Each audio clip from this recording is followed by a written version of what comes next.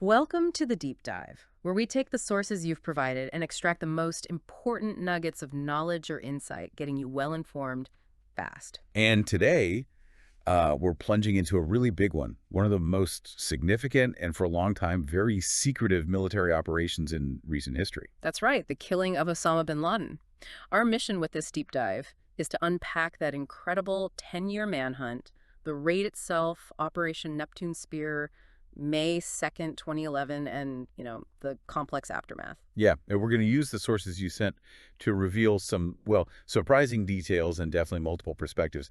The goal is really to give you that shortcut to understanding this pivotal moment. It's a story that really highlights, I think, the huge challenges of intelligence gathering, especially when you're going after someone like bin Laden, who was notoriously careful. Absolutely. After 1998, he had famously gone dark. No phones, no electronics. He relied completely on this network of trusted couriers. Which made finding him, well, it wasn't like a typical search, was it? More like finding a ghost. Exactly. A ghost in a global maze. So this long hunt, given how careful he was, where did the intelligence actually start to get some traction? It really seems like it began with just whispers. It did.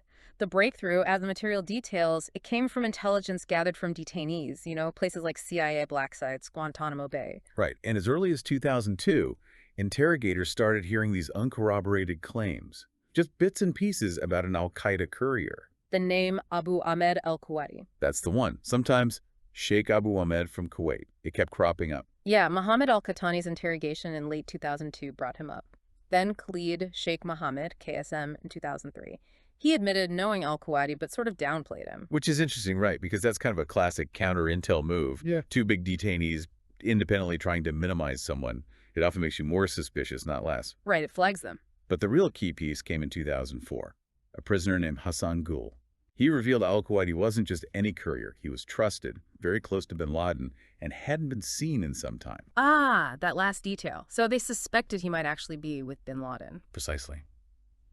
And then when Abu Faraj al-Libi was captured in 2005 and also denied knowing al-Kuwaiti, that just cemented the idea that this courier was absolutely central. So trying to hide him actually made him stand out more. Fascinating. And by 2007, they even had his real name. They did, Ibrahim Saeed Ahmed. It wasn't public then. But the real turning point, the crucial moment, was 2010. What happened then? How did that finally lead them to Abbottabad? A wiretap on a completely different suspect. But they unexpectedly picked up a conversation with al-Kuwaiti. That was the break. Wow, just like that. Well, not just like that, but it was the key. Yeah. CIA paramilitary operatives then managed to physically follow him in August 2010. And that trail led directly to that compound in Abbottabad, Pakistan. Abbottabad. And what an unusual place for him to be hiding. The location itself, 4 kilometers from the city center, okay, but only 1.3 kilometers from the Pakistan Military Academy. The sheer audacity, yeah, or maybe perceived safety. The compound itself, built in 2004, it stood out. 3 stories, way bigger than the neighboring houses, like 8 times larger. And the security. Oh, yeah. Concrete walls, 12 to 18 feet high, topped with barbed wire, 2 security gates. And that 3rd-floor balcony had a 7-foot privacy wall, just tall enough to hide the 6'4" bin Laden.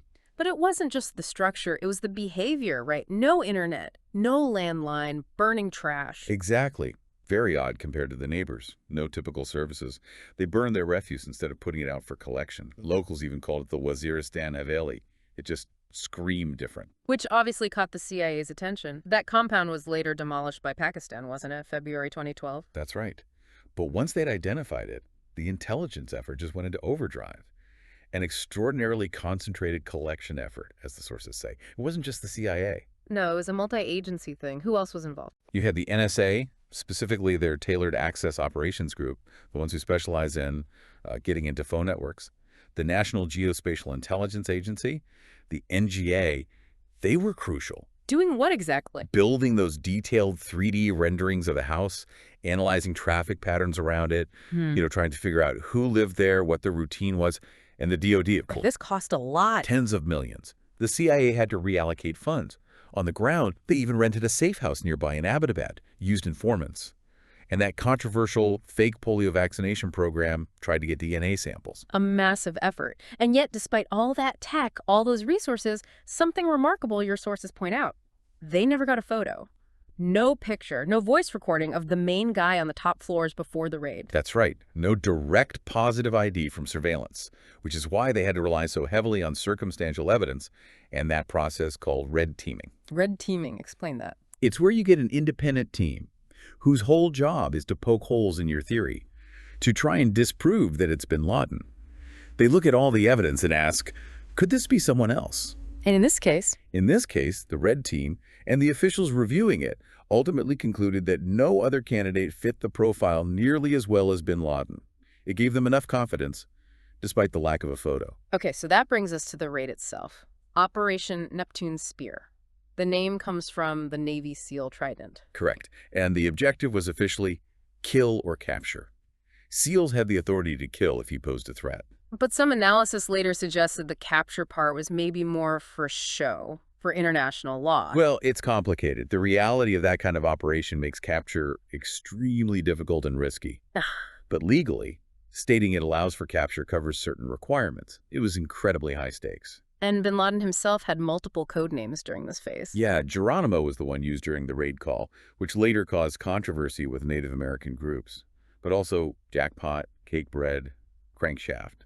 The planning was overseen by Vice Admiral William McRaven, commander of JOSACE. He emphasized this idea of relative superiority. Yes, his theory focuses on key elements for special ops success. Simplicity, security, intense rehearsals, surprise, speed, and purpose. They looked at different options. Like what? Bombing it. They considered a B-2 stealth bomber strike, but ruled it out. Too many potential civilian casualties. Plus, it would obliterate any evidence found inside the compound.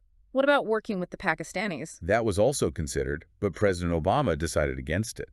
The risk of leaks jeopardizing the operation was just too high. So they settled on a unilateral raid with Navy SEALs, specifically Red Squadron from DVGRU. That's right. Highly experienced operators, many with language skills, and the preparation was intense. How intense? They built a full-scale 1.1 replica of the compound in North Carolina, ran rehearsals there. Then they built another mock-up in Nevada at a similar altitude to Abbottabad, about 1,200 meters, to test how the helicopters would perform in thinner air. Did the mock-ups match perfectly? Not entirely. One detail mentioned is that they used chain link fences in some areas of the mock-up instead of the solid walls of the actual compound. And those solid walls apparently affected the helicopter aerodynamics more than anticipated. Foreshadowing, perhaps. And they used special helicopters. Yes, modified Blackhawks designed for stealth. Quieter, low radar visibility, but the stealth modifications added weight, so the cargo, fuel, everything had to be calculated down to the ounce. What if Pakistan detected them on the way in? They had contingency plans. Admiral Mike Mullen, chairman of the Joint Chiefs, was ready to phone Pakistan's Army Chief, General Kiani, and the SEAL team itself was equipped to fight its way out if needed. So Obama gives provisional approval April 19th. It's delayed a day for weather. Final go-ahead April 29th. Then comes the night itself. The famous Situation Room photo. Right. Watching these grainy night vision images from a Sentinel drone overhead, CIA Director Leon Panetta narrating what he could see. But, as Hillary Clinton famously noted, they had no means to see what was happening inside the building itself. Just before launch, the Command Sergeant Major apparently quoted the SAS motto, "Who dares wins." Who exactly was on that team going in? About 24 Navy SEALs from DVU's Red Squadron. Technically, they were temporarily transferred to CIA control for legal cover, since the U.S. wasn't officially at war in Pakistan. And their gear. Primarily HK-416 assault rifles, Mark 48 machine guns for support. Some carried MP7s. But it wasn't just SEALs. Who else? Crucially, there was a military dog, a Belgian Malinois named Cairo, for tracking, alerting, finding hidden rooms or people. Also a language interpreter, the helicopter pilots, intelligence collectors integrated with the team. Okay, so they take off from Jalalabad, Afghanistan, flying low, hugging the terrain. Nap of the earth, flying, for about 90 minutes. Trying to stay below Pakistani radar coverage. Oh, yeah. And then the plane hit a snag. The helicopter crashed. Yeah. The lead Black Hawk, one of the stealth ones, got into trouble right as it approached the compound to fast rope the SEALs in. It experienced something called a vortex ring state. Oh, what you think? Basically, the helicopter's own rotor wash interferes with its lift in certain conditions, especially hovering near walls and thin, hot air. The air temperature was higher than expected, the walls were high. It just lost lift suddenly. So it didn't crash hard, but it wasn't a smooth landing. No. It kipped one of the compound walls, damaged its tail rotor, and settled down at a sharp 45-degree angle. A soft crash landing, thankfully. No one was seriously injured. But the element of surprise, getting guys onto the roof or into the courtyard silently, that was gone. How do they adapt? The second helicopter, which was supposed to land outside anyway, did so. Those SEALs had to scale the outer walls. The team from the crashed chopper got out and joined the assault, breaching doors with explosives. They were in. What did they find inside? Were they immediately in a firefight? They encountered residents pretty quickly, in the guest house on the first floor of the main building. And children, described as small knots of children on every level. The accounts of the initial contact differ, though. How so? Some reports say Abu Ahmed al-Kuwati, the courier, opened fire from behind a door in the guest house, slightly injuring a SEAL before he was shot and killed. His wife Miriam was also reportedly wounded in that exchange.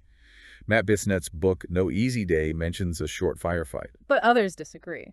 Well, journalist Seymour Hersh, in a controversial 2015 report, claimed there was no firefight at all. And the official reports later stated that only al-Kuwati, among the 5 adults killed, was actually armed. And inside the main house, it was dark. Pitch black. CIA operatives had cut the power to the neighborhood remotely. The SEALs were all using night vision goggles. Okay, moving through the house, up to the 3rd floor. That's where they found Bin Laden. Yes, in the main building, 3rd floor, reports say he was unarmed, wearing a traditional kurta pajama, and interestingly, had about 500 euros and 2 phone numbers sewn into the fabric. And the moment he was killed, this is where the stories really diverge, isn't it? What are the main versions? They really do. Initial reports were a bit vague. Maybe he peered out his door, the lead seal fired, hit him in the chest, side, or head. One of his wives, Amal Ahmed Abdul Fattah, was shot in the leg when she apparently moved towards the SEALs. Then came the more specific accounts from the SEALs themselves. Right. Robert J. O'Neill, who later went public, gave an account in an Esquire interview. He claims he pushed past the point man, entered the bedroom, saw Bin Laden standing behind a woman, pushed her aside, and shot Bin Laden twice in the forehead, then again as he fell. But Matt Bissonnette's book, No Easy Day, tells it differently. Yes. Bissonnette, writing under the pseudonym Mark Owen, said Bin Laden was already down and mortally wounded from shots fired by the lead seal on the staircase before O'Neill and he even entered the room. They then saw him wounded on the floor and fired additional rounds into his chest until he was still. Which account is considered more accurate? It's contested. Peter Bergen, a journalist who investigated deeply, found that most other SEALs on the raid tended to support Bissonnette's version. Also, O'Neill apparently didn't mention firing the specific killing shots in his initial after-action report. What weapons were used? The SEALs primarily used the HK-416 rifle, loaded with 5.56mm NATO 77-grain OTM open-tip match rounds. Very accurate ammunition. And the radio call. For God and Country Geronimo, Geronimo, Geronimo. Followed by Geronimo Ikea, enemy killed in action. Back in the Situation Room, Obama's reaction was reportedly just, we got him. Were there other weapons found near Bin Laden? Yes, an AKS-74U carbine, sort of a short Kalashnikov, and a Russian Makarov pistol were found in the room. But reports say they were unloaded and only discovered when the SEALs searched the room after the shooting. What happened to the women and children in the compound? They were gathered up, restrained with plastic handcuffs or zip ties, and moved outside for safety while the SEALs finished clearing the house and collecting intelligence. And the other men killed, besides Bin Laden and al-Kuwati? Bin Laden's adult son, Khalid, was killed, reportedly on the staircase. And al-Kuwati's brother, Abrar, and Abrar's wife, Bushra, were killed on the first floor. Their bodies were left behind for Pakistani authorities. How long did the whole operation on the ground take? Just 38 minutes from start to finish. The actual assault phase, clearing the house, was done in about 15 minutes. The rest was intelligence gathering and dealing with the crashed helicopter. And the intelligence haul was significant. Immense. 3 Kalashnikovs, 2 pistols, yes, but the real prize was the digital media. 10 computer hard drives, documents, DVDs, nearly 100 thumb drives, a dozen cell phones, lots of electronic equipment, described as the single largest collection of senior terrorist materials ever recovered. Anything else unexpected found? Yes, apparently a large amount of opium was also discovered in the compound. And the helicopter that crashed, they couldn't just leave it there. No way. Yeah. It contained classified stealth technology. So the SEALs destroyed it with explosives before they left to prevent it falling into the wrong hands. How did they all get out, especially with one helicopter down? One of the 2 reserve Chinook helicopters, larger transport choppers that were waiting nearby in Afghanistan, was called in. It flew into Pakistan, landed near the compound, and carried out part of the team and, crucially, bin Laden's body. Did locals notice all this commotion? Oh, definitely. Lights, noise, the explosion. An Urdu-speaking American officer with the SEALs actually used a megaphone to try and keep curious neighbors away, telling them it was a Pakistani military operation and to stay inside. Where was bin Laden's body taken immediately after? Flown first back to Bagram Air Base in Afghanistan, then transferred to a V-22 Osprey tilt-rotor aircraft and flown out to the aircraft carrier USS Carl Vinson, which was operating in the North Arabian Sea. Which leads to the sea burial. Why that decision? It caused quite a stir. The official U.S. rationale was twofold. First, they claimed no country was willing or suitable to accept the remains for burial on land within the required 24-hour time frame according to Islamic tradition. Second, they wanted to prevent his grave from becoming a shrine or rallying point for extremists. Saudi Arabia, his home country, apparently approved of the sea burial decision. How was the burial performed? Aboard the Carl Vinson. Within 24 hours of his death, they followed Muslim rites. The body was washed, wrapped in a plain white sheet, placed in a weighted plastic bag. CIA Director Panetta's memoir later revealed they used about 300 pounds or 140 kilograms of iron chains to ensure the bag would sink and stay sunk. Religious remarks were read by an officer, translated into Arabic by a native speaker, and the body was then eased into the sea. But it was controversial. Very. Many prominent Islamic scholars and clerics criticized it. They argued sea burial is typically reserved only for those who die at sea, and burial on land is strongly preferred. An unmarked grave on land, they argued, could have prevented a shrine just as effectively. Bin Laden's son, Omar, also publicly complained, saying the family was denied a proper burial. How did they confirm absolutely that it was bin Laden's body? They used multiple methods for certainty. One was simple body measurement. He was known to be tall, 1.93 meters or 6'4". They compared his height to a SEAL of known height standing next to the body. Apparently sparked a joke from Obama later about them needing a tape measure. What else? Facial recognition software was used on photos taken of the body, giving a 90-95% match. One of bin Laden's wives who survived the raid and was in custody positively identified him in person. And crucially, DNA testing. How did the DNA test work so quickly? They compared samples taken from the body to known DNA samples from several members of bin Laden's extended family.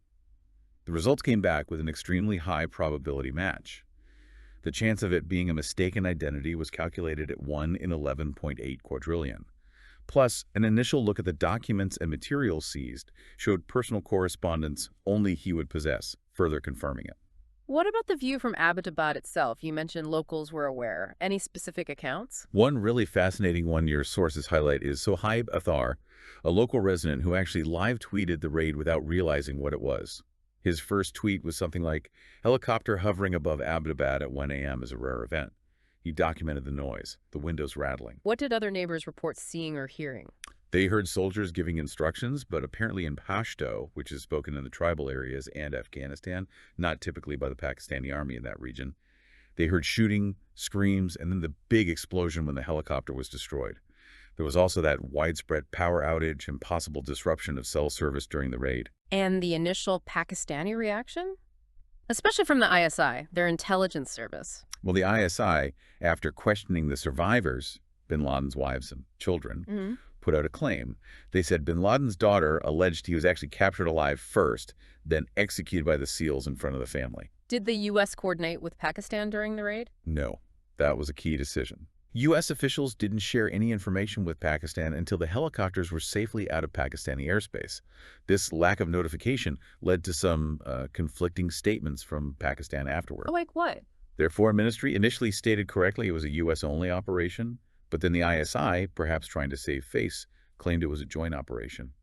President Zardari later had to deny that ISI claim. Pakistani F-16 fighter jets were scrambled, but way too late the U.S. helos were already long gone. So the raid happens, bin Laden is dead, buried at sea. How did the news actually break to the world? It wasn't entirely smooth, was it? Not at all. It was quite dramatic. The White House announced late on Sunday night that the president would be making an important address soon.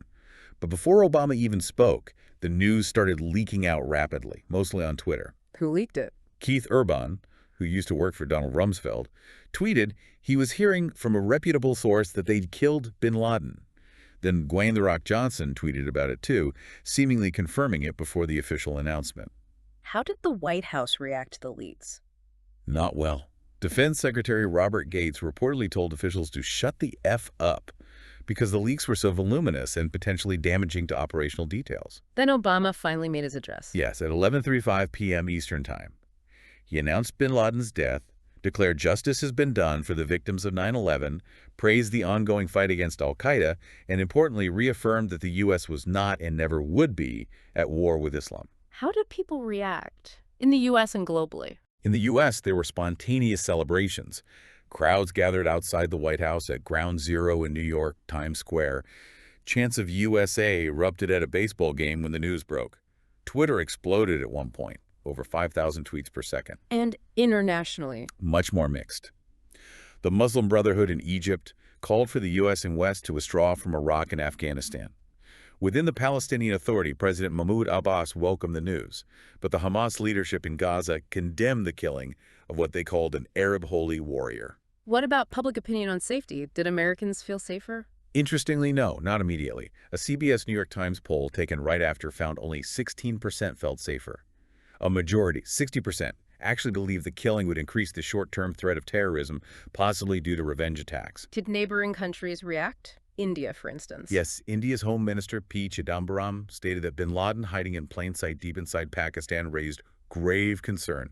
He used it to reiterate India's demand that Pakistan arrest the perpetrators of the 2008 Mumbai attacks, who India claimed were also being sheltered there. One major theme in the aftermath, which persists today, is the secrecy, particularly the decision not to release any photos or videos of bin Laden's body as proof of death. Why? The official reason given was that the images were gruesome and could be inflammatory, potentially inciting violence or being used as propaganda by extremists. But the lack of visual evidence has certainly fueled speculation and conspiracy theories. And people tried to get that evidence released. Yes, numerous organizations filed Freedom of Information Act, FOIA, requests for photos, videos, even the DNA results. But U.S. courts consistently denied these requests, upholding the government's classification of the material as top secret on national security grounds. And then there was that move by Admiral McRaven regarding the files. Right, this was quite controversial. McRaven, who oversaw the raid as head of JSOC, reportedly ordered military files related to the raid to be purged from Defense Department computers and transferred to the CIA. Why would he do that? The effect was to shield those records from FOIA requests. CIA operational files have much stronger exemptions under FOIA than military files do. Critics called it a FOIA black hole, arguing it was an attempt to prevent public scrutiny and historical accountability. There were also questions about information shared with filmmakers. Yeah, a draft report from the Pentagon's Inspector General suggested that former Defense Secretary Leon Panetta, who was CIA director during the raid, may have improperly disclosed classified information to the makers of the film Zero Dark 30. It just added to the sensitivity around who knew what and what was being shared. What about the legality of the raid itself? How did the U.S. justify it, and what were the international law concerns? The Obama administration's legal justification rested on the 2001 Authorization for Use of Military Force, AUMF, passed after 9/11, which allowed action against those responsible. They also cited international law regarding national self-defense. They consistently argued it was a legitimate military operation against an enemy commander, not an assassination, which is illegal under U.S. law and international norms. But not everyone agreed. No. Pakistan's prime minister called it a violation of sovereignty. Internationally, legal scholars debated whether bin Laden should have been treated as a combatant in a war or as a criminal suspect in a mass murder case. A key question was whether he was hors de combat, essentially, surrendering or otherwise incapable of fighting when he was killed. If he was, killing him could violate the Geneva Conventions. How did the UN react? The UN Security Council actually applauded the news. But UN human rights experts requested more details from the U.S. about the raid's circumstances, saying it was important for setting legal precedents for future counterterrorism operations. As often happens with secret operations, alternative stories emerged pretty quickly. Can you touch on some of the main ones mentioned in your sources? Sure. One of the first was a book called SEAL Target Geronimo by Chuck Farr. It came out fairly soon after the raid and contradicted the official story on several points. Like what? Farr claimed they used different stealth helicopters called Ghost Hawks, that the SEALs actually inserted onto the roof, that bin Laden was killed almost instantly upon entry, and that the helicopter crash happened 20 minutes into the operation due to a systems failure, not during the initial insertion. How did the military react to that book? The Pentagon and U.S. Special Operations Command flatly denied Farr's account, calling it incorrect and parts of it a lie. Then came No Easy Day by Matt Bissonnette, one of the SEALs on the raid. Right. Writing is Mark Owen. His book contradicted Farr's on the insertion, matching the official story about the crash happening early. But as we discussed, it offered that different version of how bin Laden was killed, suggesting he was already mortally wounded by the point man before others fired. He also mentioned finding Just for Men hair dye in bin Laden's room. And Robert O'Neill's account? That came later, primarily through an Esquire magazine interview. That's where he claimed bin Laden used a wife as a human shield and that he fired the fatal shots. As mentioned, another SEAL reportedly called O'Neill's specific claim about the human shield complete BS. There were also more conspiratorial reports, like Seymour Hersh's. Yes, the Hersh report from 2015 was very controversial. He alleged, based largely on an unnamed retired senior Pakistani intelligence official, that the U.S. didn't find bin Laden through the courier network at all. Instead, he claimed a Pakistani intelligence walk-in told the U.S. where bin Laden was in exchange for a large part of the reward money. What else did Hersh claim? He alleged Pakistan's ISI had actually been holding bin Laden prisoner in the Abbottabad compound since 2006, funded partly by Saudi Arabia, and that Pakistan knew about the raid in advance and cooperated, for example, by ensuring Pakistani air defenses didn't interfere. How was that received? The White House strongly denied Hersh's entire account. Numerous U.S. intelligence officials also disputed its key claims, pointing out contradictions with other evidence, including the materials recovered from the compound itself. A similar, earlier report by blogger R.J. Hillhouse made some related claims about a Pakistani walk-in. Any other minor controversies or claims? There was a brief mention in No Easy Day that the U.S. helicopters might have clipped Indian airspace during their flight, which the Indian Air Force quickly dismissed. And of course, the lack of public photos and the sea burial fed various ongoing conspiracy theories that bin Laden wasn't actually killed or wasn't there at all. Let's circle back to Pakistan's role, or alleged role. The location near the military academy put them under intense scrutiny. Intense is putting it mildly. The fact that the world's most wanted man was living for years in a custom-built compound, seemingly undetected, less than a mile from their equivalent of West Point, raised huge questions internationally.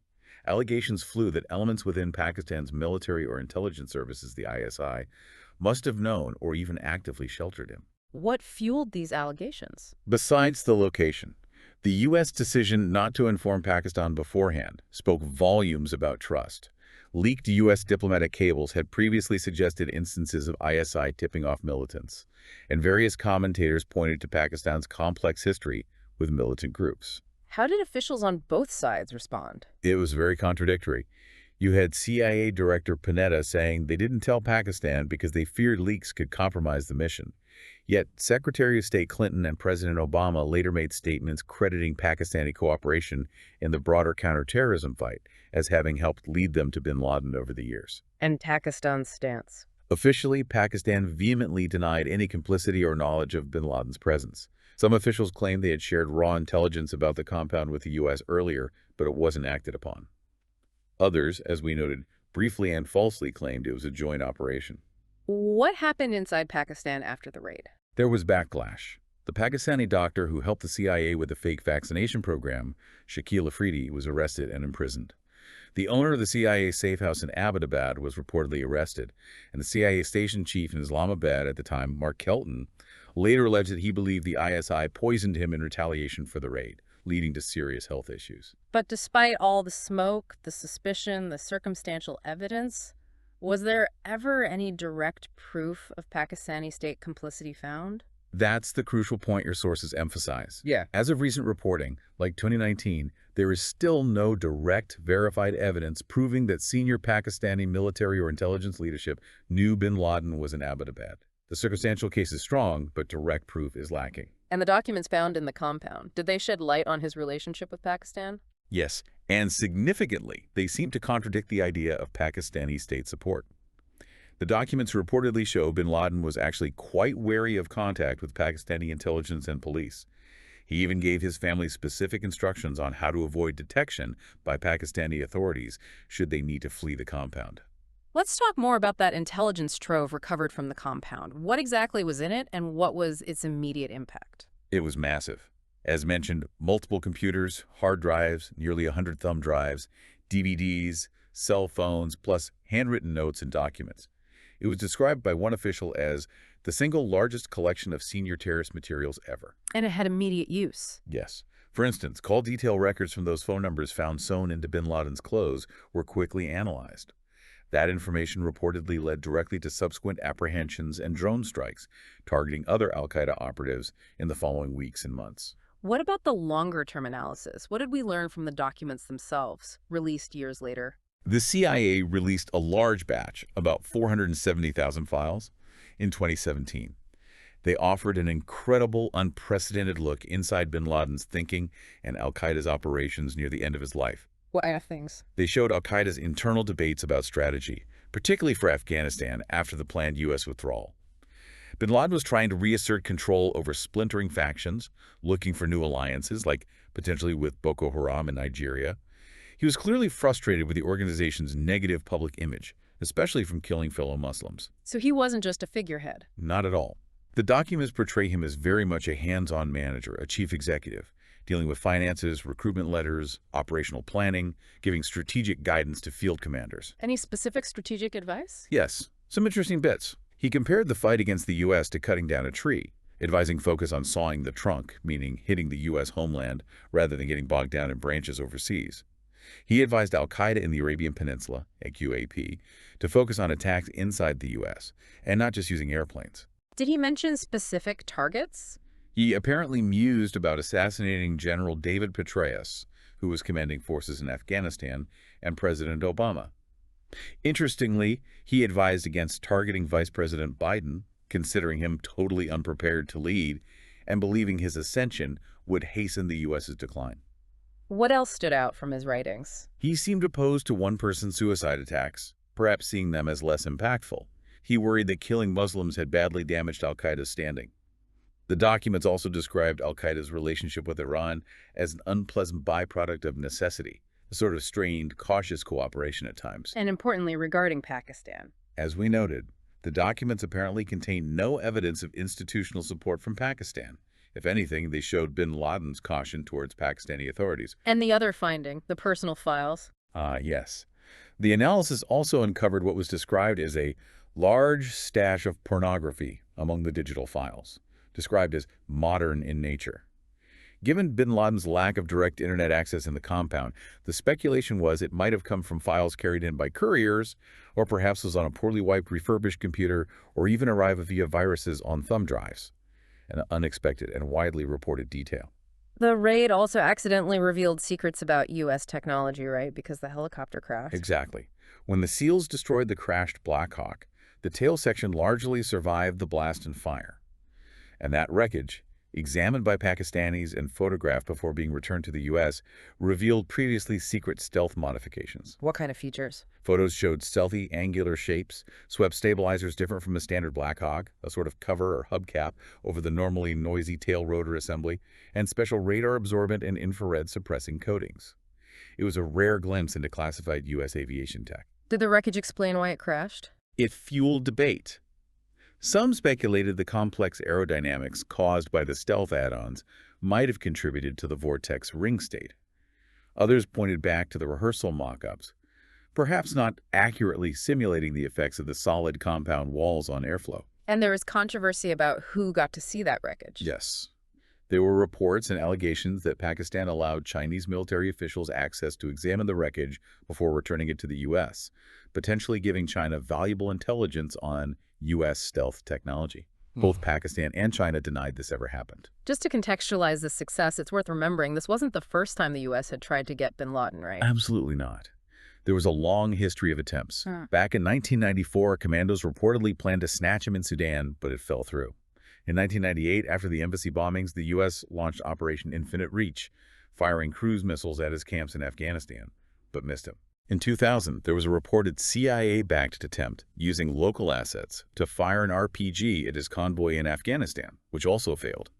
And perhaps most famously, the Battle of Tora Bora in late 2001, where U.S. forces and Afghan allies cornered him in mountain caves, but he managed to slip away, likely into Pakistan. So this successful raid in 2011 really was the culmination of over a decade of hunting and previous failures. Precisely. It underscores the persistence required and maybe also the element of luck involved in finally tracking him down. Well, this deep dive into Operation Neptune Spear really shows just how complex and layered these operations are. You have the decade-long intelligence puzzle, the meticulous planning, the high-risk raid itself, and then all the fallout, political, legal, informational that continues even years later. It really does. It pulls back the curtain somewhat on that world of high-stakes counterterrorism. The sources you shared paint a picture of incredible dedication, immense pressure, conflicting narratives even from those who were there, and the profound geopolitical consequences. It's a stark reminder that even an event seemingly as clear-cut as finding and killing a major terrorist leader is filled with ambiguity, controversy, and hidden depths. Absolutely.